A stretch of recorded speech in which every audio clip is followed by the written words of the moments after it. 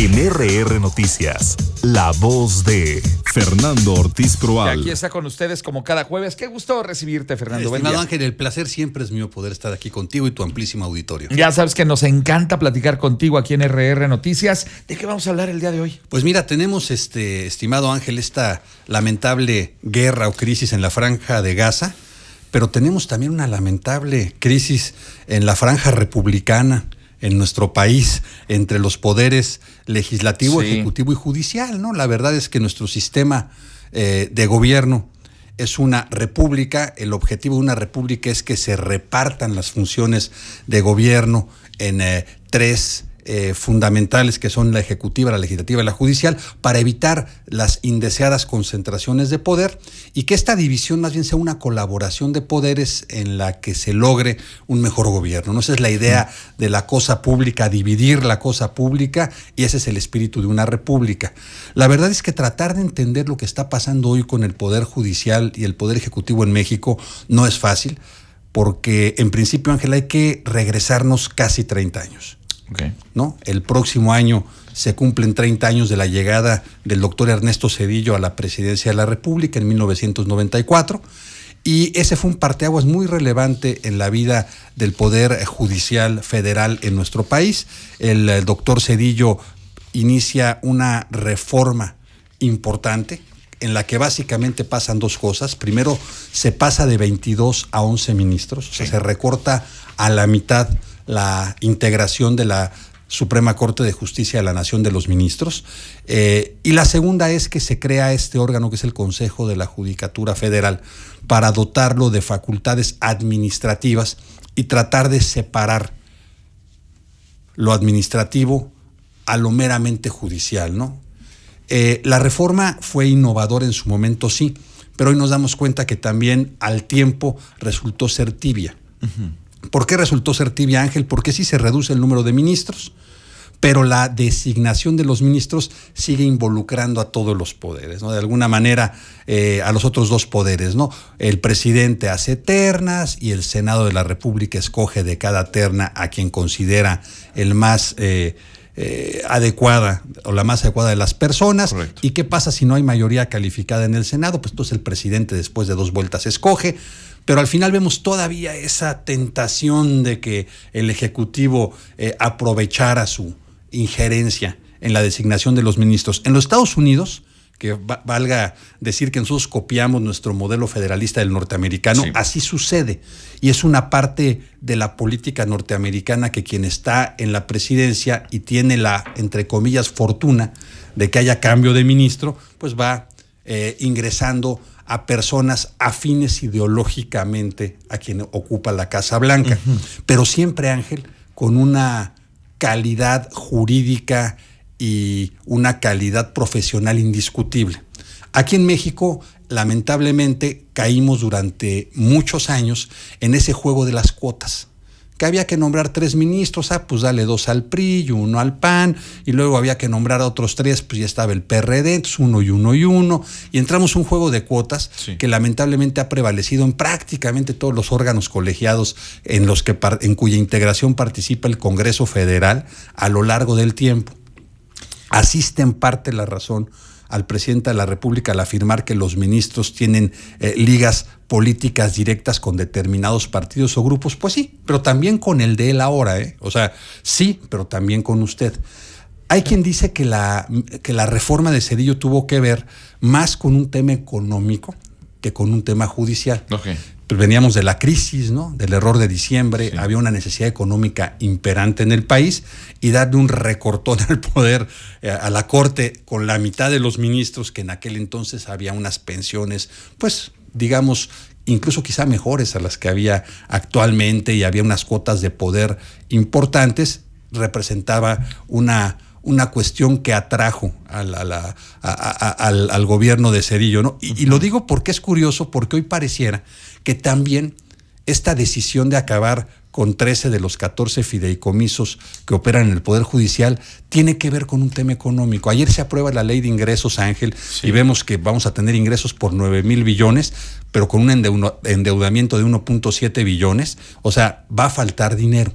Y entonces, pues, un cóctel en el que el evidente, público y notorio la animadversión que tiene el presidente de la República con el Poder Judicial, más la necesidad económica, lleva a esta medida. El problema es que se afecta a muchísima gente.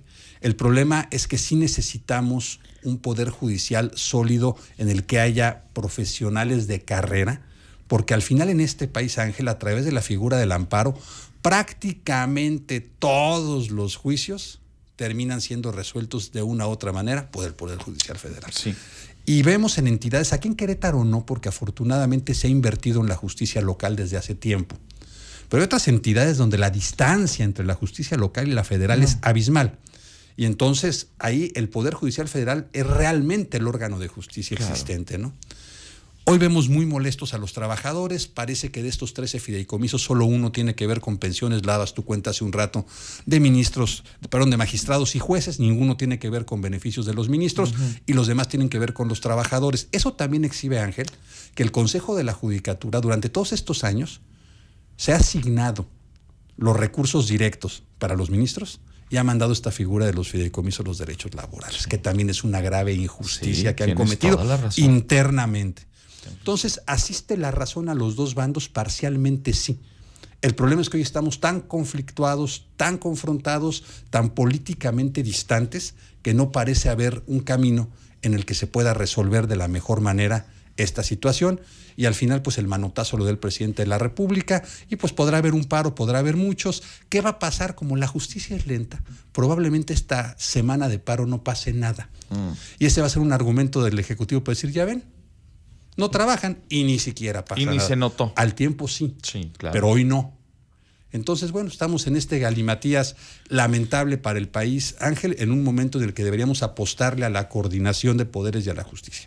Son las 7:42, estamos platicando esta mañana con Fernando Ortiz Proal a propósito pues de esta diatriba que hay entre el Poder Ejecutivo y el Judicial, sobre todo pues por este recortón que le han dado de 15,000 millones de pesos justamente al Poder Judicial. Se argumentó que esto le iba a pegar nada más a los ministros y a los magistrados, y la verdad es que los trabajadores del Poder Judicial se sienten agraviados porque dicen pues nos va a pegar directamente.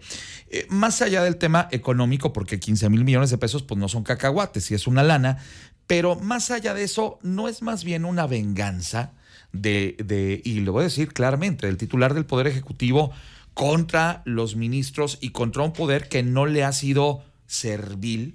¿Es una venganza política? Yo creo que sí. Es un tema que el presidente no ha soltado, ese resentimiento que él tiene contra el Poder Judicial. Y que es parte de su naturaleza, hay que decirlo también. Pero también hay muchos elementos, Ángel, que se exhiben hoy a raíz de esta confrontación, que muestran cosas que no han sido adecuadas al interior del Poder Judicial Federal. O sea, el tema de los fideicomisos están prohibidos hace muchos ejercicios, sin embargo, como ya eran existentes, se permitieron, se toleraron.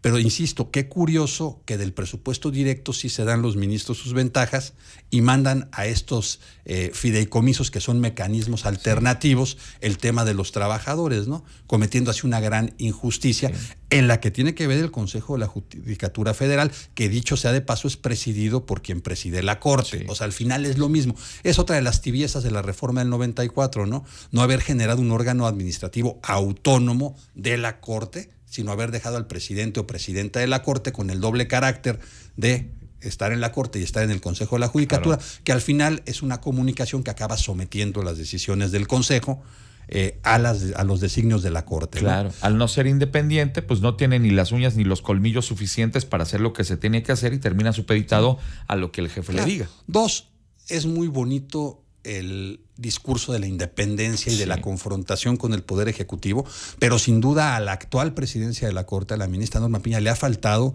la habilidad de haber logrado negociar y acercarse al Ejecutivo y al Legislativo para allanar este resentimiento que tiene el presidente. Al contrario, le estuvieron echando gasolina a una fogata que tú bien señalas ha sido evidente desde el principio.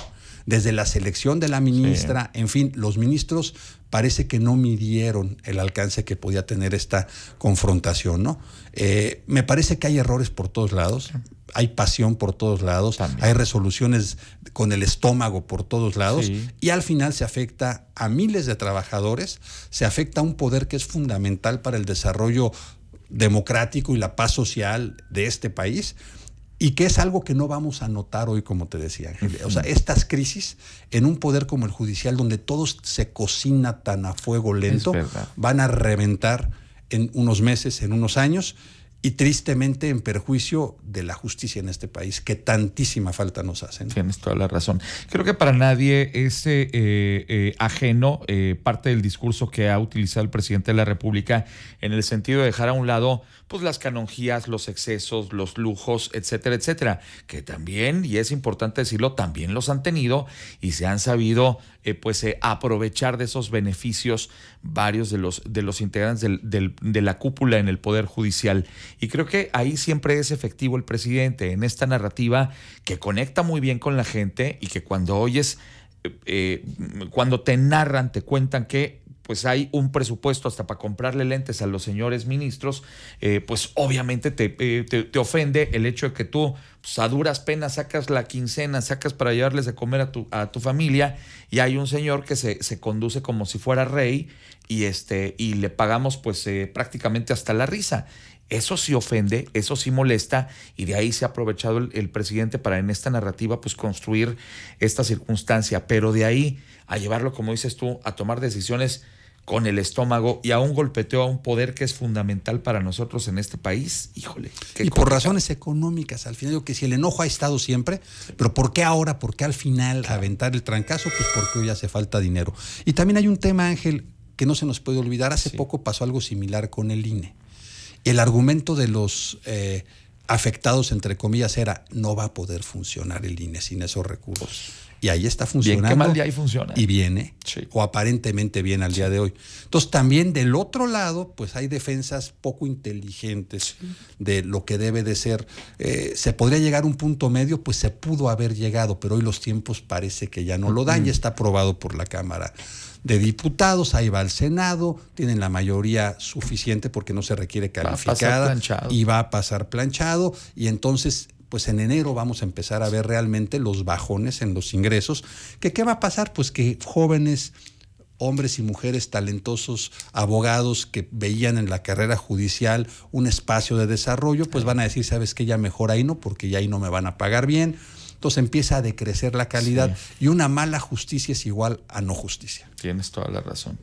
Ay, Fernando, qué momentos tan complicados vienen en el mediano plazo para el Poder Judicial. No por defenderlos, porque reitero, yo creo que también era muy válido el hacer algunos de estos recortes, pero hacerlo con el estómago es lo que no está bien, porque va en detrimento justamente de este equilibrio de poderes. Así es, estimado. Ni hablar. Fernando, siempre es un gusto platicar contigo. No, hombre, el placer es mío de poder estar aquí contigo y con toda la gente de RR. Ha estado con ustedes esta mañana Fernando Ortiz Proal, como cada jueves. Son las 7:48, vamos a hacer una pausa. Regreso enseguida contigo.